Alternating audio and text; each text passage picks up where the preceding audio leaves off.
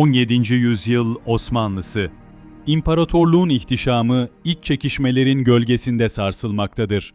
Ve bu fırtınalı dönemde bir kadın yükselir, Turhan Sultan. Haremin karanlık koridorlarından devletin en güçlü koltuğu olan Valide Sultanlığa uzanan bir yol. Bugün onun hikayesini dinleyeceksiniz. Turhan Sultan 1627 yılında bugünkü Ukrayna topraklarında dünyaya geldi. Henüz küçücük bir çocukken Osmanlı akıncıları tarafından esir alındı ve İstanbul'a getirildi. Hareme girdiğinde adı Nadia'ydı. Fakat burada ona Turhan ismi verildi. Genç Turhan, zekası, güzelliği ve sabrıyla kısa sürede dikkat çekti.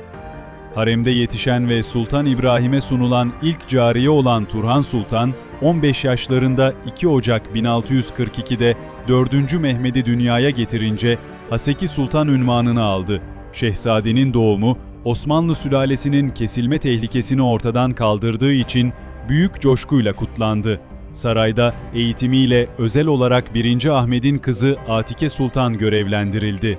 Haseki Sultanlık dönemi parlak geçmedi. Oğlu 4. Mehmet'in tahta çıkışıyla Valide Sultan oldu ve bu unvanı ölümüne kadar 35 yıl taşıdı. Turhan Sultan'ın Osmanlı Devleti'nin oldukça sıkıntılı bir döneminde başlayan Valide Sultanlığı'nın ilk 8 yılı içeride ve dışarıda büyük çalkantılarla geçti. Bu dönemin ilk 3 yılında 4. Murat ve Sultan İbrahim'in anneleri sıfatıyla 25 yıldan beri Valide Sultan olan Kösem Sultan'ın nüfuzu karşısında geri planda kaldı.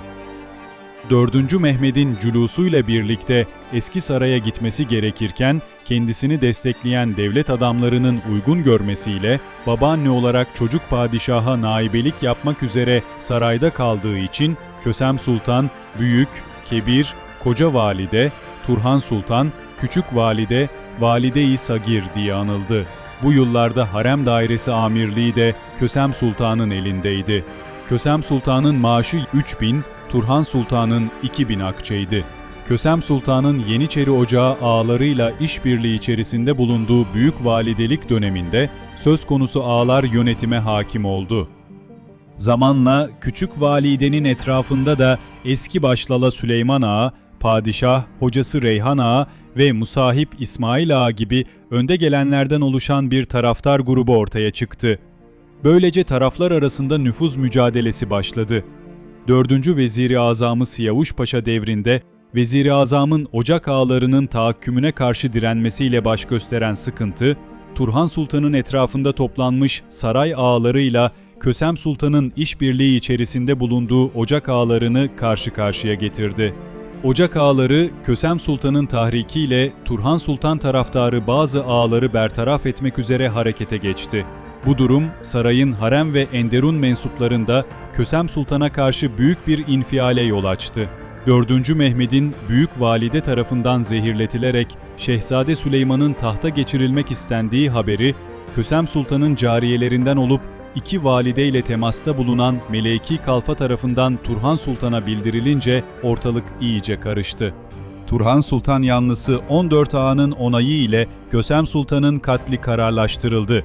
Lala Süleyman Ağa'nın girişimleriyle Kösem Sultan'ın hayatına son verildi, taraftarı olan ağalar da katledildi.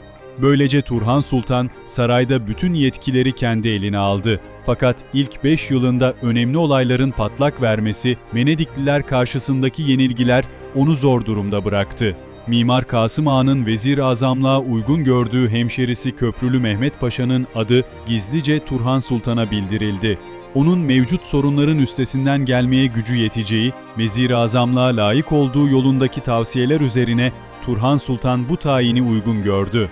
Saraya getirilen Mehmet Paşa ile görüştü ve onun ileri sürdüğü 4 şartı bu ricalarına müsaade olunur diyerek kabul etti. 1657 sonbaharından itibaren 4. Mehmet'in seferler dolayısıyla Edirne'de uzun süreli ikametleri sırasında Turhan Sultan da onun yanında bulundu. Padişahın kısa süreli Edirne'den ayrılışlarında gözetimi için çoğunlukla vezirlerden biri görevlendirildi. Oğlunun uzun süreli seferde bulunduğu esnada zaman zaman İstanbul'a gitti. Edirne'ye gidiş dönüşlerin başlamasından birkaç yıl sonra 1072'de saray içinde oğlu adına bir daire yaptırdığı bilinmektedir. Turhan Sultan, Lehistan Seferi için 1083'te törenle Edirne'den çıkıp Kamaniçe yönünde hareket eden oğluyla birlikte Baba Dağı'na kadar gitti. Ordu seferden dönünceye kadar burada kalmaya karar verdi ve kubbe vezirlerinden İbrahim Paşa muhafazasıyla görevlendirildi. Bu sırada 8 yaşında bulunan torunu Şehzade Mustafa da onun yanındaydı.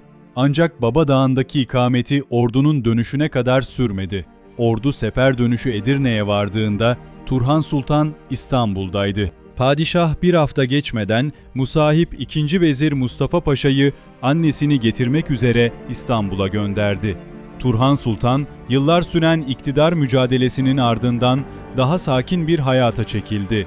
Devlet yönetimini Köprülü ailesine bıraktı, kendisi hayır işlerine yöneldi.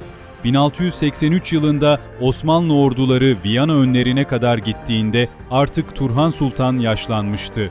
Hayatının son yıllarını dualarla ve ibadetle geçirdi. 1683'te vefat ettiğinde geride büyük bir imparatorluğun kaderini şekillendirmiş bir kadın olarak anıldı. Kölelikten Osmanlı tahtının gölgesine, entrikaların en karanlık dehlizlerinden devletin en parlak makamına yükselen bir kadın.